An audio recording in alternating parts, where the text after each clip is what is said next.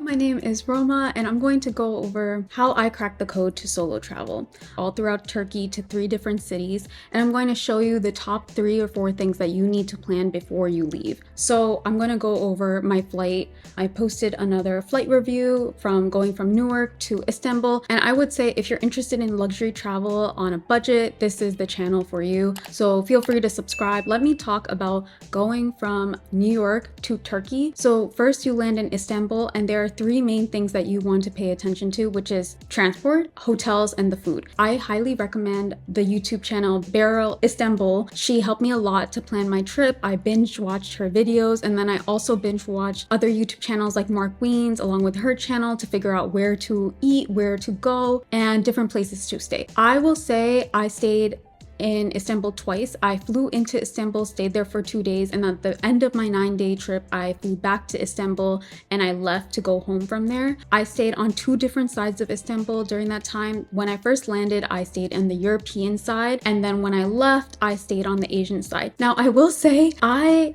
don't love going to Istanbul in July, so please, if you're planning to do a trip in July, just be wary that it is very, very hot.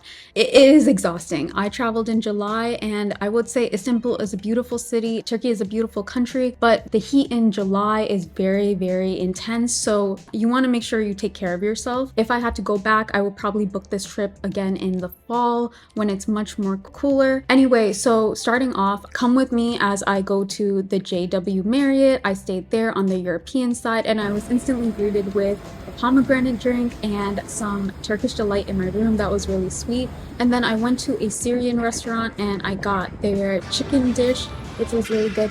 Walking around in Istanbul at night, I've seen a lot of videos on YouTube, on TikTok about how dangerous Istanbul can be. And I would say keep your common sense about you. If you are from a big city or you've ever worked or lived in New York City, it's not much different. The only thing is there's a language barrier. The catcalling is way more extreme in Istanbul, to be completely honest with you. But if you've worked or lived in Manhattan, the nightlife is not much different. Istanbul has a population of 15 million, whereas New York City has a population of, I believe, 8 million. Keep in mind, it's double the amount of people in a city, and it is going to be crowded. I would say the number one thing is if I saw people, I kind of felt safe because I knew if something happened, other people would be there. I stayed on the European side and I walked around at night. Again, if you're from a big city, I don't think it's as scary. If you've never solo traveled before, I would say maybe wait to go to Istanbul, because Istanbul was maybe my 3rd or 4th place solo traveling to. So I had some experience. I definitely would not recommend it as a first timer to solo travel there because it can be really hard to get around with the language barrier.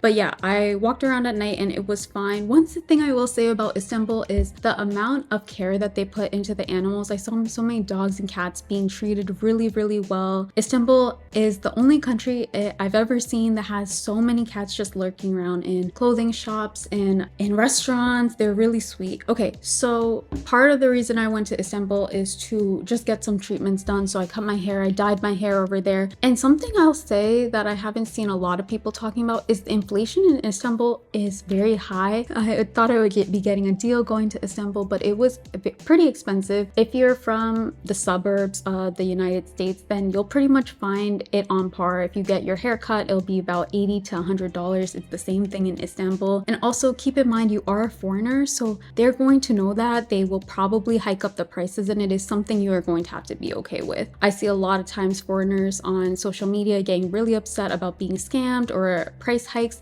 And honestly, it is just the name of the game when you decide to travel. It is normal for that to happen. So I would just say expect it. Expect for the price hikes. And then I went shopping in this district. What I will say is Turkey is a major manufacturer of textiles and clothing, so you will see brand names like Massimo or COS cost, and they will be significantly marked down. The quality of the material is pretty good. You'll see a lot of cotton, linen, and there is a lot to shop in Turkey. So I went to this district. I will say the heat did take a number on me. I went to this bookstore called Minoa and just rested there as the heat died down. And you can see all of these shops that I went to were very, very discounted. They had similar brands as America, but they also were discounted. So things like Sandro, All Saints, you could all find that in Turkey for major discounts. And then lastly, I ended my first full day in Turkey going to Taksim Square. I went to the Ocakbasi.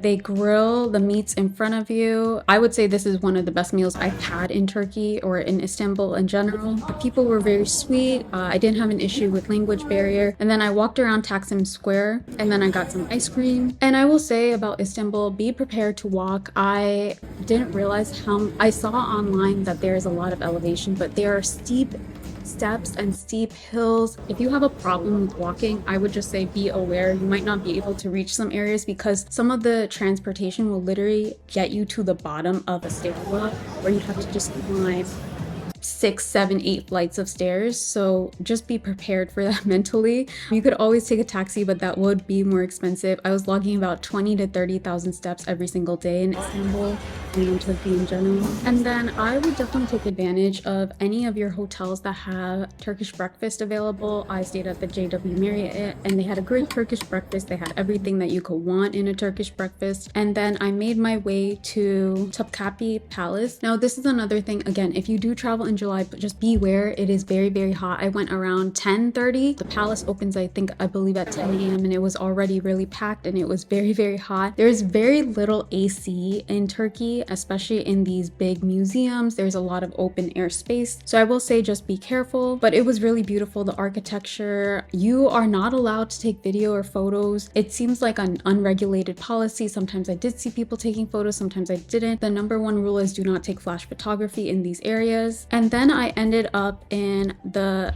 Spice Bazaar and the Grand Bazaar. So these are the two oldest bazaars in Egypt. One thing I will say is go to these bazaars to look, but not to buy. There are much cheaper places in Turkey that you can buy a lot of these products like Turkish lamps, baklava, Turkish delight. Honestly, I just bought a lot of those things at the airport because I didn't want to have that luggage with me. But go to the bazaars to look, not to buy. And then on my second day, I decided to go to Cappadocia. So that is my full time on the European side of Istanbul. Overall, I would say I enjoyed the Asian side more, but if you want to see the Blue Mosque, the Topkapi Palace, a lot of the touristy sites, then the European side is your best place. I will say the JW Marriott was perfectly positioned for me to visit a lot of those sites where I could take the metro or I could take the train to those places and I would be fine. And that is my first day in Turkey. I went through 3 different cities. The next video will be about Cappadocia and then Bodrum. This is the first of the series, so let me know if this helped and let me know what else you want to see in the comments.